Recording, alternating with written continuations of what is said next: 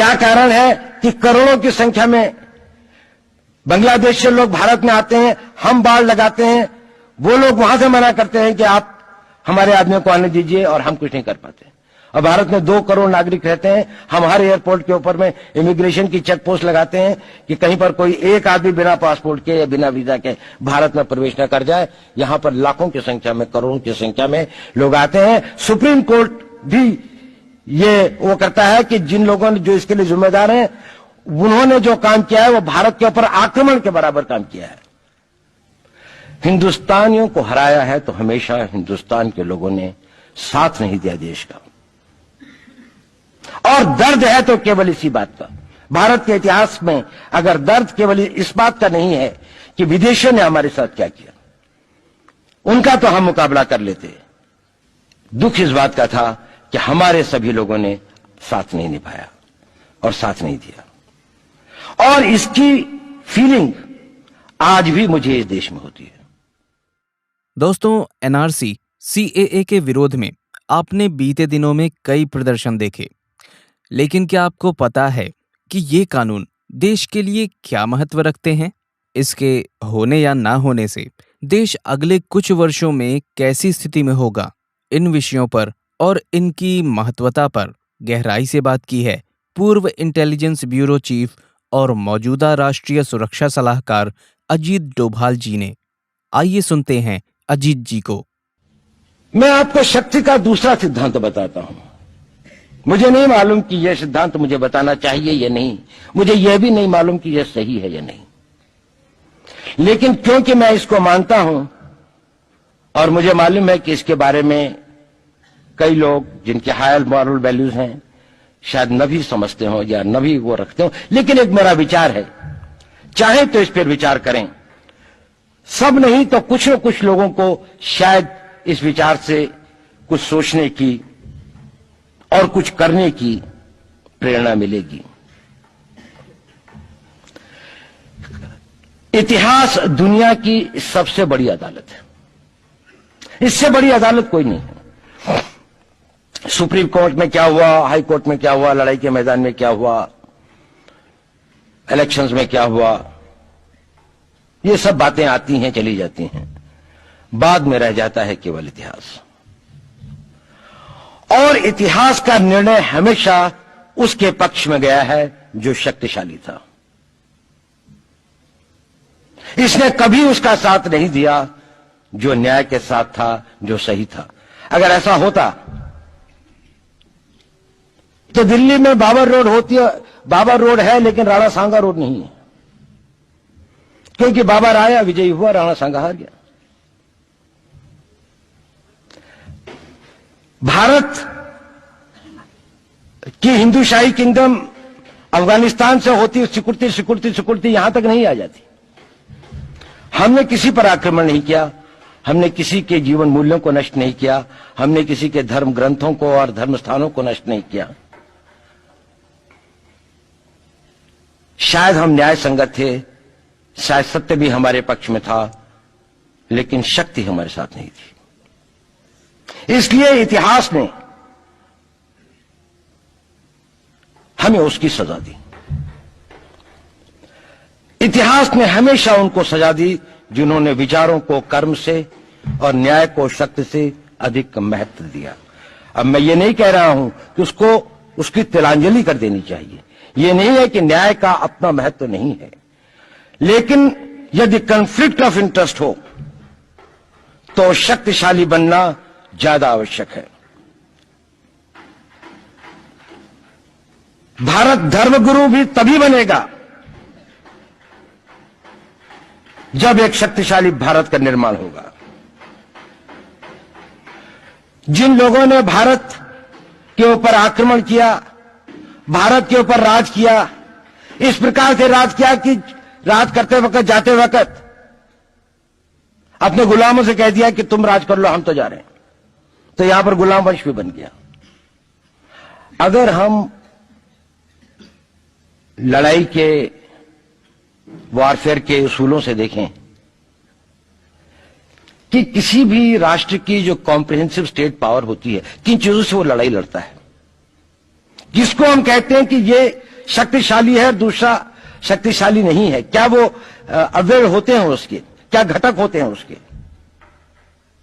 तो भारत के पास जनशक्ति, धन शक्ति, ज्ञान की शक्ति, टेक्नोलॉजी की शक्ति, और जिन लोगों ने आक्रमण किया उनकी शक्ति को अगर हम ये देखें तो शायद 1 और 1000 का अनुपात भी नहीं होता। लेकिन उसके बाद भी हम वो नहीं कर पाए। और ये प्रश्न भी किसी ने पूछा, उस पर मैं आऊंगा बाद में। निवेदिता जी ने उसका बहुत अधिक उत्तर दिया, बहुत अच्छा उत्तर दिया था कि क्या कारण है, किसके कारण भी हम लोग इस लड़ाई में, इतिहास ने हमारा साथ या हमारे पक्ष में न्याय नहीं दिया। क्या कारण है कि कश्मीर में हम लड़ रहे हैं, जिन्होंने हमारे ऊपर आक्रमण हो रहा है, हमारे ऊपर बाहर से लोग आकर वायलेशन हमारे बॉर्डर का करते हैं, इन्फिल्ट्रेटर्स हमारे यहां आते हैं, जबकि पूरा का पूरा कश्मीर भारत का भाग है, अभिन्न भाग है। कानून के अनुसार वहां के राजा ने यह हस्ताक्षर किए, हमें दिया।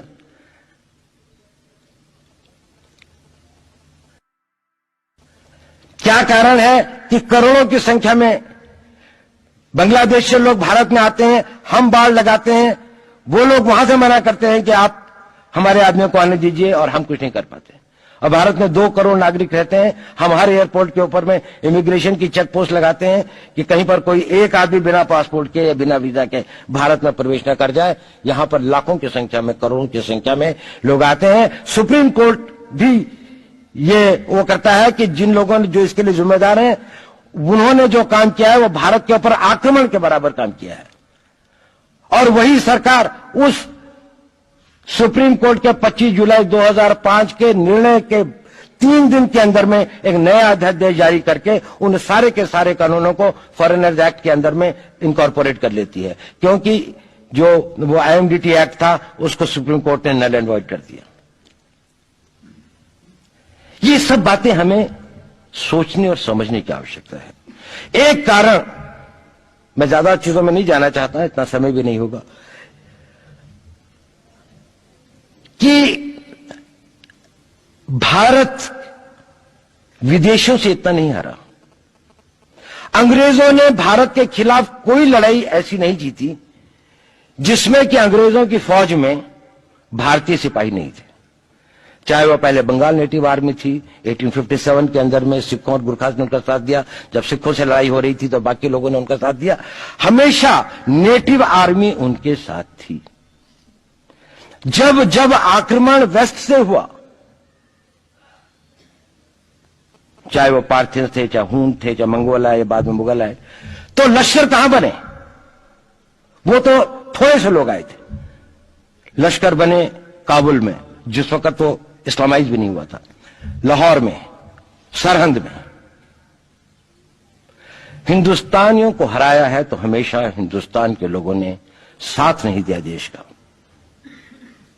और दर्द है तो केवल इसी बात का। भारत के इतिहास में अगर दर्द केवल इस बात का नहीं है कि विदेशियों ने हमारे साथ क्या किया, उनका तो हम मुकाबला कर लेते। दुख इस बात का था कि हमारे सभी लोगों ने साथ नहीं निभाया और साथ नहीं दिया।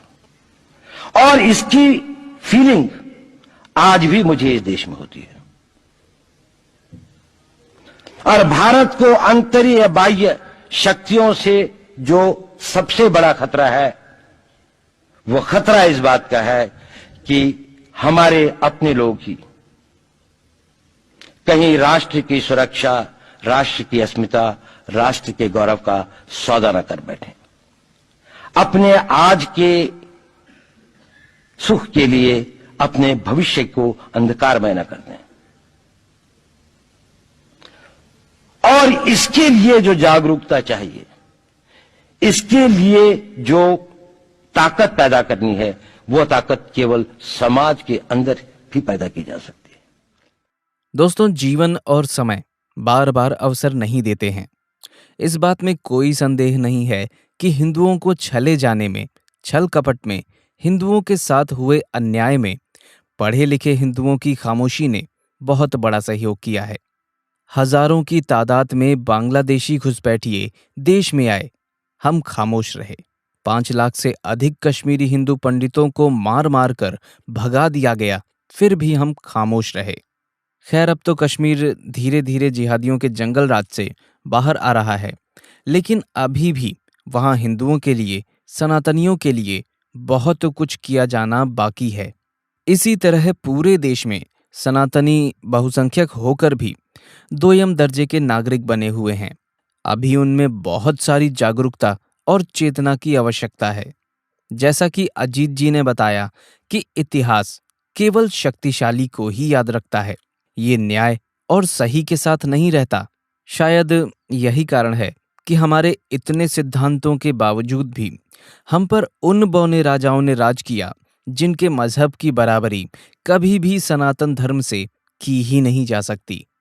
भारत के धर्मगुरु बनने के लिए उसका शक्तिशाली होना बहुत जरूरी है। दोस्तों, हमारा देश बाहरी चुनौतियों की बजाय आंतरिक चुनौतियों से ज्यादा खतरे में है। जैसा कि अजीत जी ने इस वीडियो में बताया कि सबसे बड़ा दर्द यही है कि हमारे लोगों ने हमारा साथ नहीं दिया।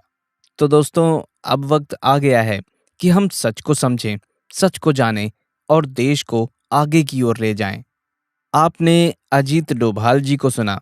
आप उनके इन विचारों के बारे में क्या सोचते हैं, हमें कमेंट में जरूर बताएं।